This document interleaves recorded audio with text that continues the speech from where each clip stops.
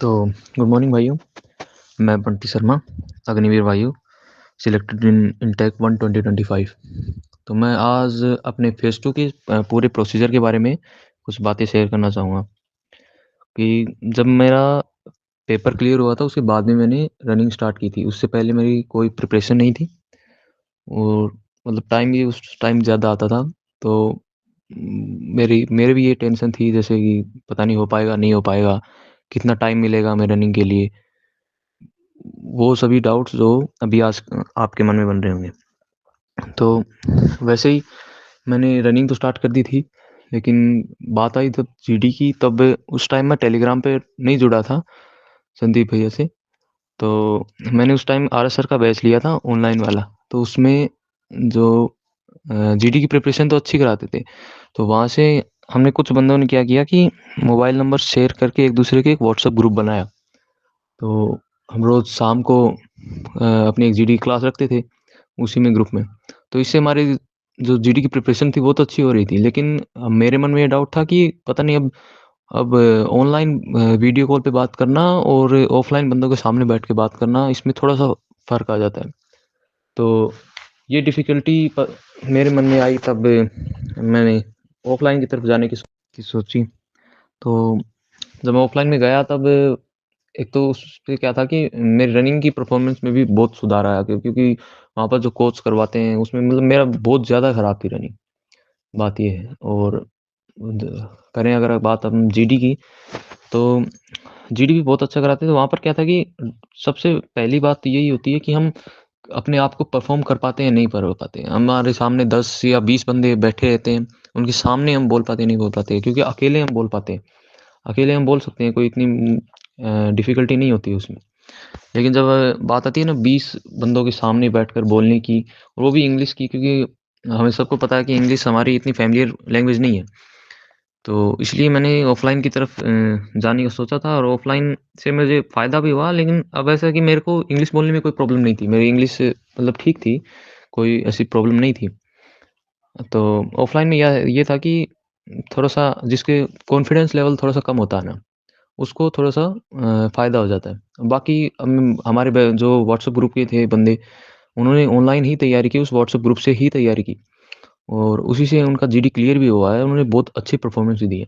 लेकिन जिसका confidence level का ऐसा लगता है कि हमारा यार मैं नहीं बोल पाऊँगा 10 लोगों के सामने बैठ के, 20 लोगों के सामने बैठकर, तो वो ज़्यादा नहीं तो 7-10 दिन भी जा सकता है, कोई दिक्कत वाली बात नहीं है। 10 दिन भी जाता है ना, तो ऐसा हो जाता है कि हाँ, मैं बोल पाता हूँ, नहीं बोल पाता हूँ, वो पता चल जाता है। लेकिन अगर आप ऑनलाइन तैयारी करना चाहते हो तो कोई बड़ी बात नहीं है, इतना कोई इश्यू नहीं होता है उसमें। बस आपको अपना कॉन्फिडेंस लेवल के ऊपर ध्यान देना है। और उसके बाद अगर फेज़ 2 की बात करें, तो मेरा फेज़ 2 हुआ था अम्बाला में। तो अम्बाला में क्या था कि जो रोड थी वो इस तरह थी कि 400 मीटर स्ट्रेट, फिर लेफ्ट में 300 मीटर, फिर से लेफ्ट टर्न 300 मीटर का, फिर 600 मीटर स्ट्रेट था। तो रनिंग की बात करें तो इतनी कोई प्रॉब्लम हुई नहीं मुझे, क्योंकि ऑफ़लाइन भी तैयारी कर ली थी। मतलब लगभग 2 महीने का आस-पास का टाइम मिल गया था। कोई प्रॉब्लम नहीं, तो टाइम खूब मिल जाता है इसमें प्रिपरेशन के लिए। 2 महीने में अच्छे से अगर तैयारी करते हैं तो कोई दिक्कत नहीं होती है, क्योंकि वहाँ पर क्या है कि कुछ बंदे क्या करते हैं, शुरुआत का जो 400 मीटर है उसको मतलब बहुत तेज़ी से भागते हैं, ऐसे सोचते हैं कि हम जल्दीबाज़ी कर देते हैं, या फिर मतलब घबराहट घबराहट के कारण हो जाता है वो। तो कुछ बंदों ने वैसे किया भी, तो वो 700 मीटर के बाद में रुकने लग गए, और जो रुक गया लगभग वही आउट हुआ था। जिसने मतलब रनिंग चालू रखी, चाहे वो थोड़ा-सा धीरे हो गया या फिर मतलब जैसे भी रनिंग चालू रखी, लगभग सबका हो जाता है वहाँ पर। क्योंकि हम ग्राउंड में भागते हैं और वहाँ पर भागते हैं, उसमें बहुत ज़्यादा फ़र्क हो जाता है। क्योंकि वहाँ पर हमें पता होता है कि आज जो हम भाग रहे हैं उस पे हमारा कितनी टाइम की मेहनत लगी हुई है। तो इस तरह से मुझे नहीं लगता रनिंग में कोई प्रॉब्लम होगी। अगर अब कई लोगों को ये डाउट होता है कि 7 मिनट नहीं आ रही, मेरी 7.5 मिनट आ रही है ऐसे। तो वहाँ पर जाएँगे तो अपने आप टाइम आ जाता है। मेरा खुद का यहाँ पर सवा 7 साढ़े 7 आता था।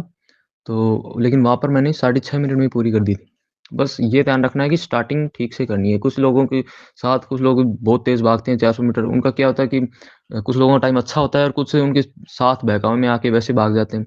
तो बस वो स्टार्टिंग का ध्यान रखना है कि पता चले आप 700 मीटर में थक गए या फिर आपको रुक गए, तो गड़बड़ हो जाएगी। आपको बस रुकना नहीं है, रनिंग आराम से पूरी हो जाएगी। अगर आप रुकेंगे नहीं, तो आपकी रनिंग आराम से पूरी हो जाएगी। और पुशअप, सिटअप, स्क्वाट की बात करें तो उसमें सिर्फ़ पोस्चर का ही मेन रोल होता है। बाकी 10 पुशअप कोई भी मार सकता है, कोई बड़ी बात नहीं होती। 10 पुशअप कोई भी मार सकता है, लेकिन क्या होता है कि पुशअप मारते टाइम पोस्चर बहुत लोगों का खराब हो जाता है। अब अगर अपन घर पर भी तैयारी कर रहे हैं ना फिज़िकल की, तो किसी को एक बंदे को साथ रखें कि भई हाँ, मैं अभी पुशअप कर रहा हूँ, तो मेरा देख पोस्चर कैसा है, कैसा नहीं है, ठीक है, ठीक कर रहा हूँ, गलत कर रहा हूँ। तो कुछ बंदों को क्या होता है, यहाँ से ही पोस्चर खराब पोस्चर की तैयारी करके जाते हैं, तो वहाँ पर उनको पता भी नहीं होता कि हमारा पोस्चर गलत है। तो इस कारण से भी आउट हो जाते हैं। और बाकी अगर होल्ड की बात करें पुशअप में, तो हमारे यहाँ तो 2-3 सेकंड का होल्ड था, बाकी जितना यहाँ से प्रैक्टिस कर सकते हैं अपन, तो मेरे ख़्याल से करके जानी चाहिए होल्ड की 10 पुशअप की। वरना नॉर्मली 10 पुशअप तो कोई भी मार देता है। पोस्चर का और थोड़ा-सा होल्ड की भी प्रैक्टिस करके जाएँगे तो उधर आराम से हो जाएगा, क्योंकि वहाँ पर प्रेशर होता है थोड़ा-सा कि भई हमें करना ही है। तो अब यहाँ पर अपन घर पर तैयारी कर रहे हैं, 10 पुशअप मार नहीं लग रही, तो अपन उठ जाते हैं, मतलब नहीं हो रहा है यार अब। लेकिन वहाँ पर क्या है कि 10 पुशअप मारनी है तो मारनी ही हो जाती है। ठीक है? तो ऐसा कोई नहीं है कि कोई थक गया हो या फिर ऐसा तो कोई आउट नहीं हुआ, लेकिन पोस्चर वाइज़ बहुत ज़्यादा बंदे आउट हुए थे। पोस्चर गलत है, अच्छे से कर नहीं पा रहे हैं, बस मेन प्रॉब्लम यही होती है। तो फिज़िकल में तो कोई प्रॉब्लम आई ही नहीं। और अगर जीडी की बात करें तो जीडी में कोई नया टॉपिक नहीं आता कि ऐसा टॉपिक आ गया है जिसके बारे में मैं बिल्कुल भी नहीं पता, तो ऐसा कुछ नहीं होता। मेरे टॉपिक था ई-व्हीकल के बारे में। तो ई-व्हीकल के बारे में हम नॉर्मली सब बातें जानते हैं लगभग। और एक बार था कि should voting B compulsory in India. तो ऐसे नॉर्मल टॉपिक आते हैं, तो मतलब हमारे जो डेली लाइफ में है, हम उनके बारे में नॉलेज रखते हैं, ऐसे नॉर्मल टॉपिक रहते हैं। तो वहाँ पर क्या था कि कुछ बंदे क्या कर रहे थे, उनको ये नहीं पता था कि किस तरफ देख के बोलना है, ऑफ़िसर की तरफ देखना है या फिर अपने ग्रुप की तरफ देखना है। कुछ बंदे तो मतलब ऑफ़िसर की तरफ मुँह करके ही बैठे थे। ग्रुप एक तरफ, ऑफ़िसर की तरफ मुँह करके बैठे थे, उन्हीं से बातचीत कर रहे थे वो। मतलब जब उन पे बारी आई थी और वो बोलते हैं, तो वो ऑफ़िसर की तरफ मुँह करके बोल रहे थे, ऐसे जैसे ऑफ़िसर से बात कर रहे हैं। तो उन बंदों को फिर आउट कर दिया गया था। और कुछ बंदे ऐसे थे जो बिल्कुल भी नहीं बोल रहे थे। अब इसमें जीडी में क्या है कि सबसे जो मेन चीज़ है वो है इंट्रोडक्शन। अगर आपने इंट्रोडक्शन बहुत ही अच्छा दे दिया है, शानदार दे दिया है, तो आपके आउट होने के चांसेस बिल्कुल भी नहीं रहते। अगर आपने इंट्रोडक्शन ठीक से दे दिया, तो उसके बाद में ये डिपेंड नहीं करता कि आपने बाद में 2 बार पार्टिसिपेट किया या 3 बार। अगर आपने 2-3 बार भी पार्टिसिपेट कर लिया, तो आपका हो जाएगा, कोई दिक्कत वाली बात नहीं है। अब हमारे यहाँ क्या होता है कि 20 बंदों का बैच था। तो 20 बंदों में कुछ 3-4 बंदे ऐसे थे जो खुद ही खुद बोल रहे थे, वो 5-7 बार बोल रहे थे बार-बार। इंट्रोडक्शन तो मैंने बहुत अच्छे से दे दिया था। और कुछ बंदों ने क्या किया कि 1 मिनट से पहले ही रुक गए थे। इंट्रोडक्शन में क्या है कि वो या तो आपको इंस्ट्रक्शन दे देंगे कि आपको अपने बारे में सिर्फ़ इतना ही बोलना है, 2-3 बातें। अपने बारे में जितना कम बोलोगे और टॉपिक के बारे में जितना ज़्यादा बोलोगे, वो ज़्यादा अच्छा रहता है। तो कुछ बंदों ने क्या किया कि वो पहले ही रुक गए, अपने बारे में तो बोल लिए, टॉपिक के बारे में बोल नहीं पाए 1 मिनट से पहले, तो परफ़ॉर्मेंस उनका वहीं पर खराब हो गया था। और उसके बाद में जब जीडी स्टार्ट हुआ, तो जीडी में भी कुछ 3-4 बंदे ऐसे थे जो मतलब बार-बार बोल रहे थे, वो दूसरों को मौका भी नहीं दे पा रहे थे। तो ऑफ़िसर ने कुछ देर बाद डिवाइड कर दिया। 20 के बैच को 5-5 के बैच में कर दिया कि 5 वाले पहले बोलेंगे, फिर 5 बाद फिर 5 ऐसे करके। तो उन बंदों वे बंदे फिर भी मतलब लगे हुए थे, दूसरों को मौका नहीं दे रहे थे। फिर ऑफ़िसर ने उनको खुद चुप करा दिया कि तुम मत बोलो और दूसरों को बोलने दो।